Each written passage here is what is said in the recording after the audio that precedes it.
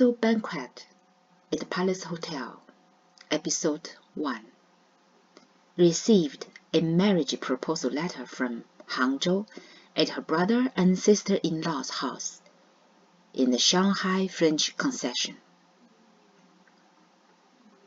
The existence of a rival prompted Xu Yongdao to write a letter to Yan Baohui and plan to hold an engagement banquet during Christmas. He knew that, facing a formidable enemy, speed was one of the essence. The most urgent task was to get engaged quickly. Back in his dormitory, he sat down, picked up a pen, and pondered how to write something that would move her. She received American education and is accustomed to American writing style, he thought. He had read William Struck's The Elements of Style in high school and understood that American writing was characterized by much less ornate phrases, precise word choice, vigorous logic, and conciseness, considered excellent. American writing is unlike French writing. French writing tends to pile up embellishments. Having a plan in mind, he immediately began writing, penning 1,000 lines in one go to express his admiration for her. Then he reconsidered. Why waste time and ink? This letter needed to be clear and focused.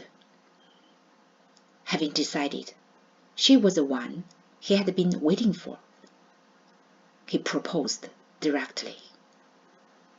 With a clear goal, writing the letter was easy. He quickly drafted the proposal in his mind, waiting only for the words to be written. He took a sheet of official letterhead from the Central Aviation School and first wrote a draft of the proposal with a fountain pen. Dear Miss Yan Baohui, from the heavens you descended and landed around me. Just I sent you away, and my heart followed you up. On the Huhang Railway we met.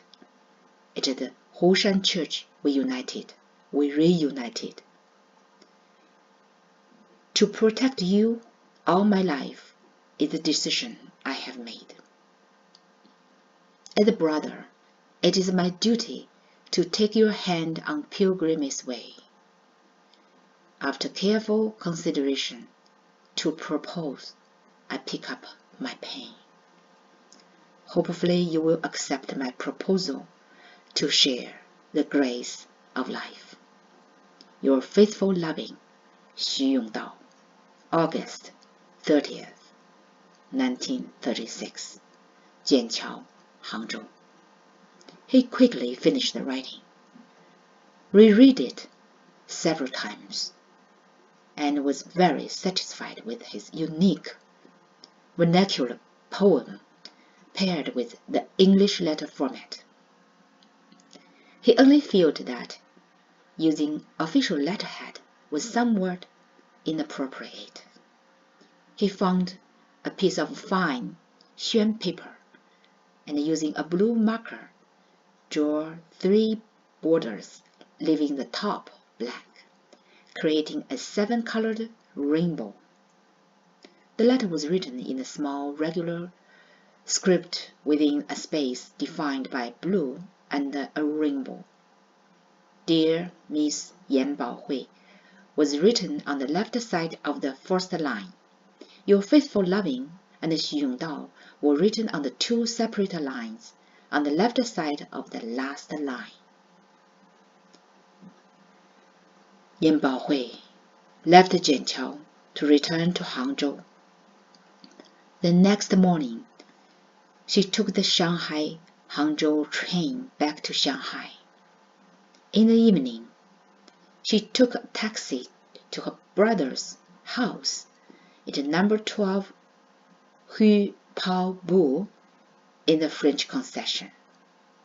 As soon as he entered, her 7-year-old nephew Daxi and a 6-year-old niece Dale ran over and tried to take her bag.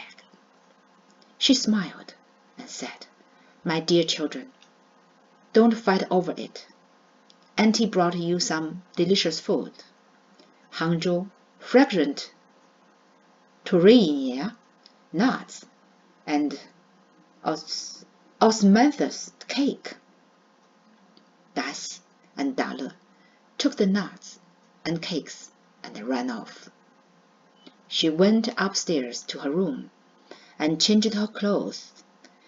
Just as she was about to go downstairs, her sister-in-law, Gu Erjie, came in and said, "Bao Hui, your brother is going to be the chief engineer at the Nanjing Arsenal.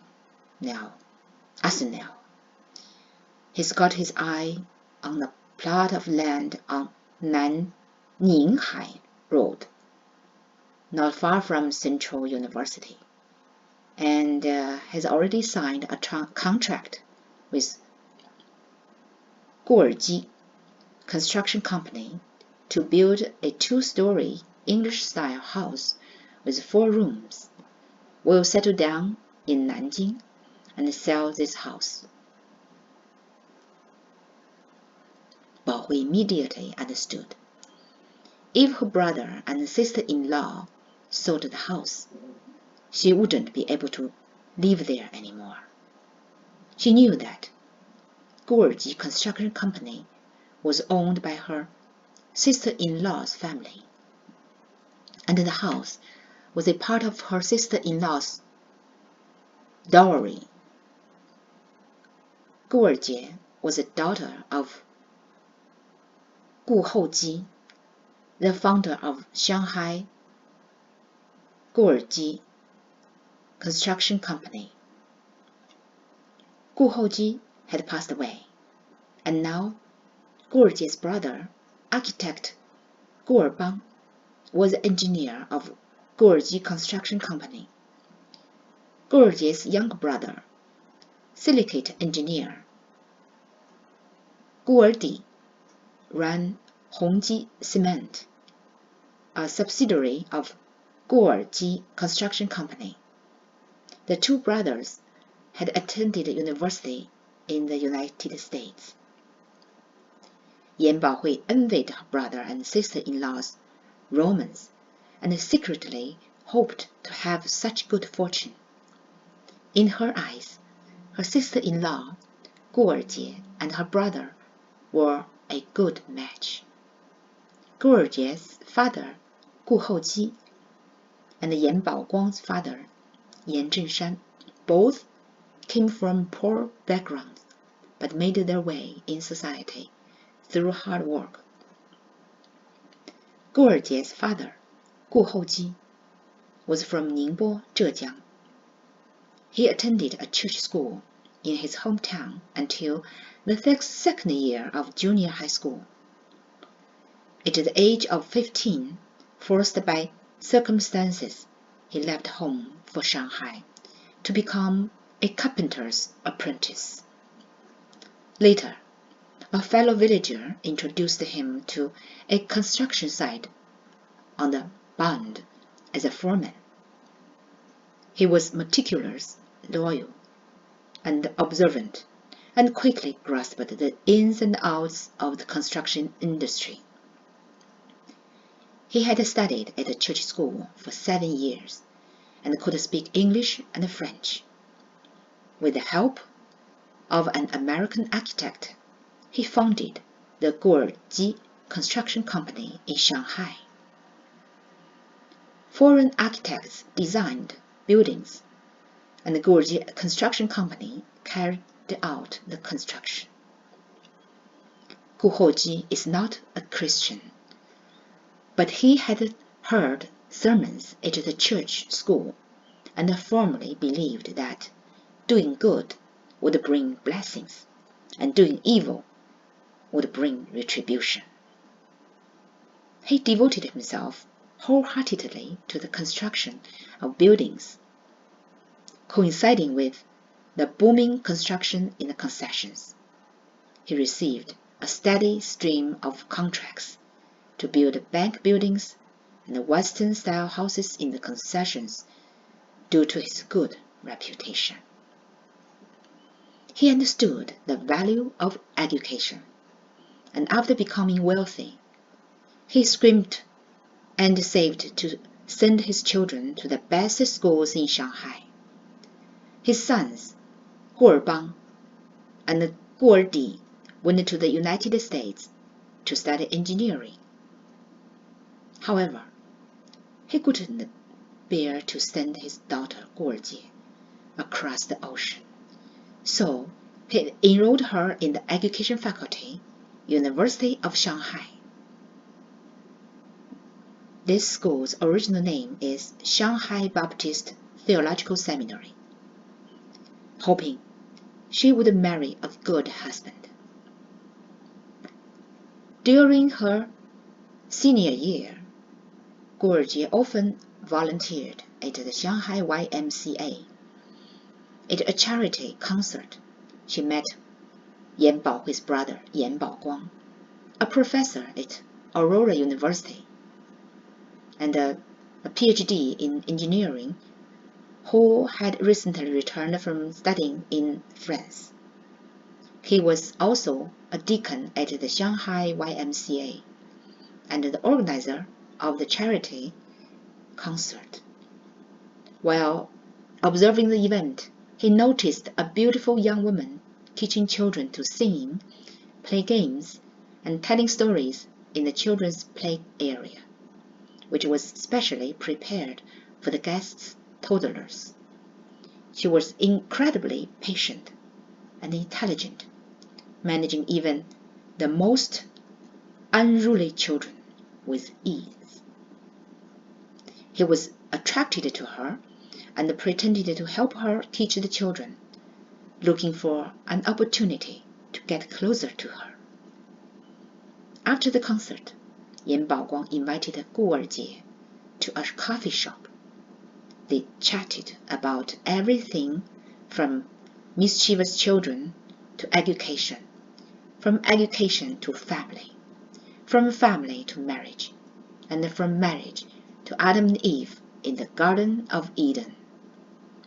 The more they talked, the more compatible they became, their eyes meeting, a shared understanding.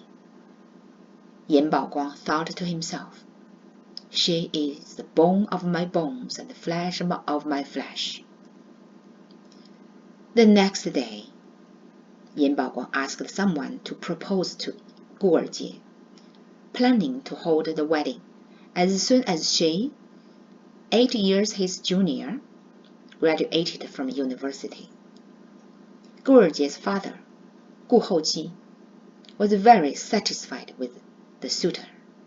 He knew that, although Yan Baoguang, the son of a pastor, didn't have a large inheritance, his family's traditions were more valuable than gold and silver. Furthermore, he understood that, in turbulent times in China, Yan Baoguang's doctorate in engineering and the professorship were more reliable than his family's wealth. Having worked in Shanghai for many years, Gu Houji immediately recognized this as his ideal son-in-law. The dowry he prepared for his daughter was a house located at number 12 Huipao Bu in the French Concession, where Baohui was currently staying. Yan Baoguang also participated in the design of the house, which was constructed by Gu Erji Construction Company. To commemorate his father-in-law, Baoguang named the house Si Gu Building. The characters School Building were engraved on the upper right corner of the front wall of the house. Bao Hui and her sister-in-law, Gu Erjie, who was 66 years older than her, admired each other and got along well. When Gu Erjie married Yan Baoguang, Bao Hui's elder sister, Bao Lian, had just gotten married, and Bao Hui was only 17 years old and still in middle school. When Gu Erjie went to the silk shop to buy fabric, she often took her sister-in-law Bao Hui with her, letting her choose the fabric for her cheongsam.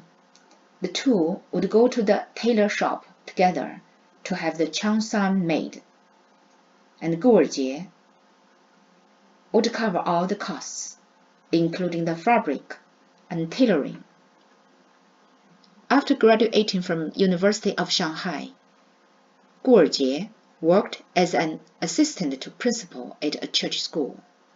She enjoyed her work and continued working after marriage until a few days before giving birth to her son, Yan Daxi.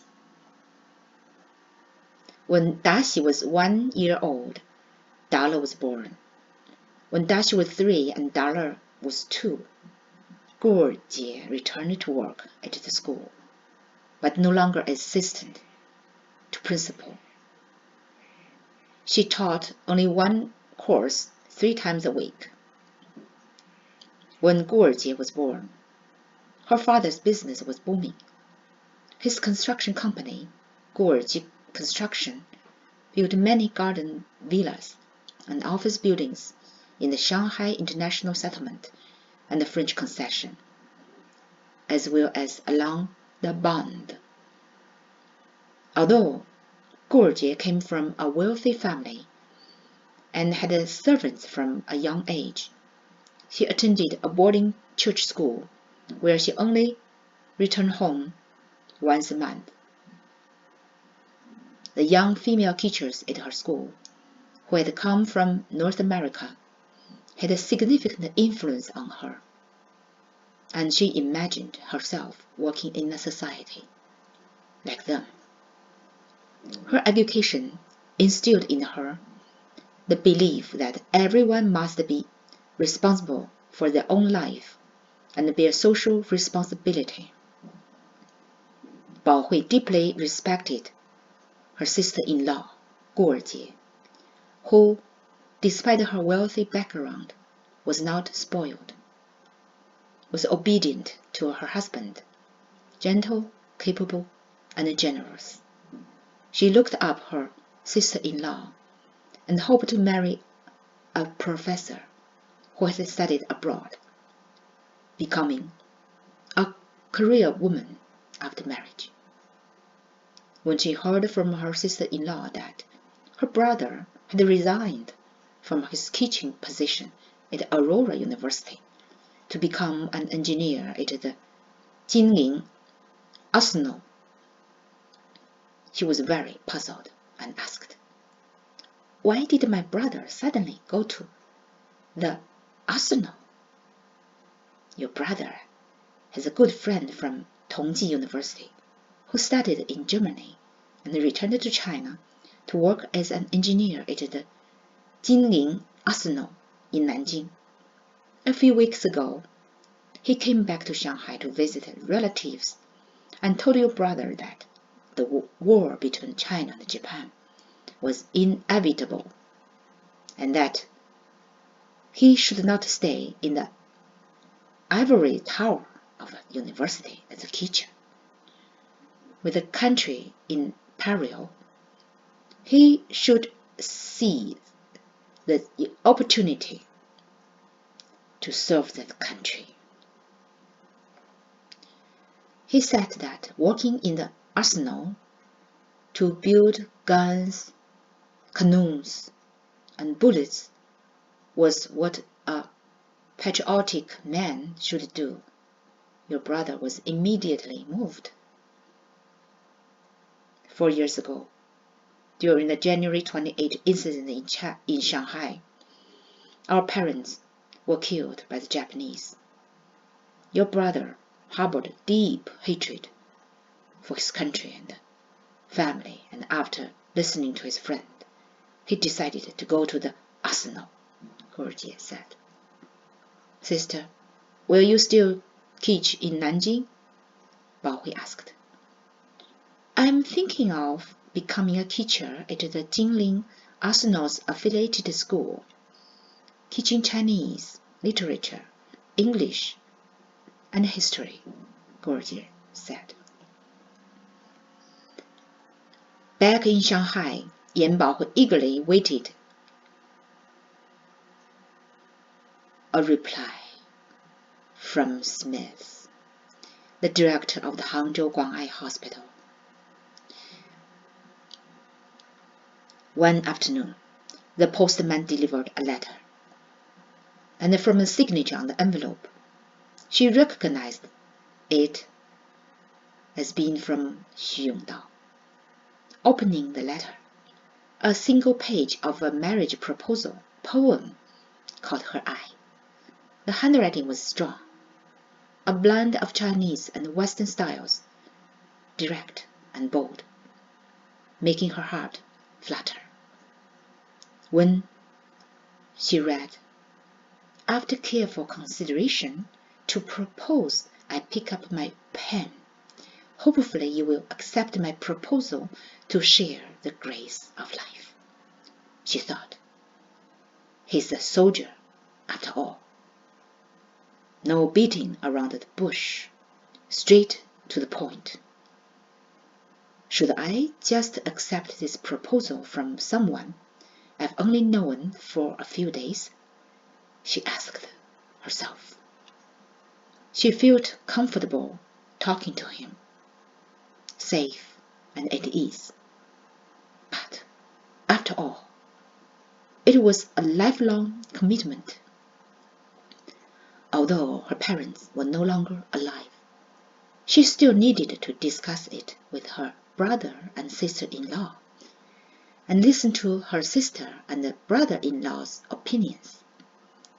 From a young age, she had been taught to submit to authority in order to receive the Lord's blessing. Yesterday, her brother and sister-in-law went to Nanjing, and it was uncertain when they would return. She planned to go to church on Sunday to talk to her sister first. She knew that her sister, Bao Lian, had excellent sense of judgment and had married the right person. This is all for today. Thank you for listening and watching.